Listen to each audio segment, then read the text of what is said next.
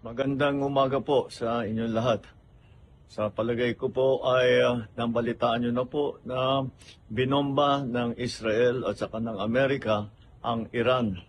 At ang Iran naman ay sumagot, nagbomba naman ng mga American base sa United Arab Emirates, sa Bahrain, sa Oman at siyempre sa Israel.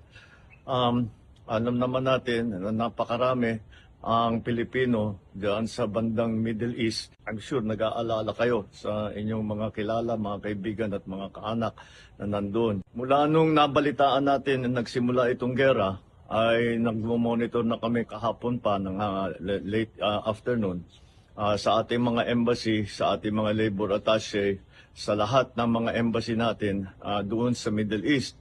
At nais kong i-report sa ating mga kababayan na sa ngayon, as of 9 o'clock Sunday, wala po tayong natatanggap na report na may casualty na Pilipino. Wala pong Pilipino ang namatay, wala na Pilipino ang nasaktan. At sa ngayon ay patuloy ang aming pag-monitor para tiyakin na nasa magandang kalagayan ang ating mga kababayan sa Middle East.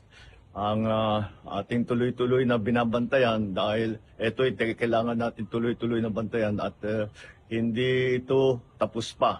Palagay ko patuloy pa itong gerang ito. Ngunit sa aming latest report ay ang ating mga kababayan ay nasa safe na lugar at sila ay nakapunta sa mga bomb shelter kung saan sila at lumalayo sila doon sa mga bases ng Amerikano upang hindi naman sila mapalapit sa alanganin.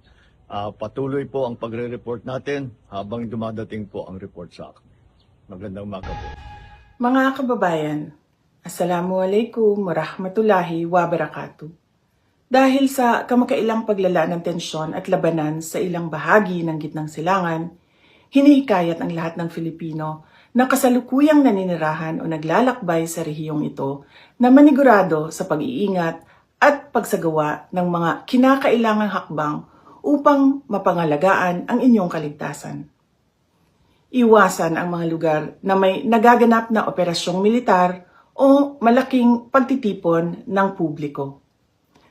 Mahigpit na subaybayan ang mga opisyal na abiso at paalala mula sa mga lokal na otoridad ng bansang inyong kinaroroonan at ng kanilang Ministry of Foreign Affairs.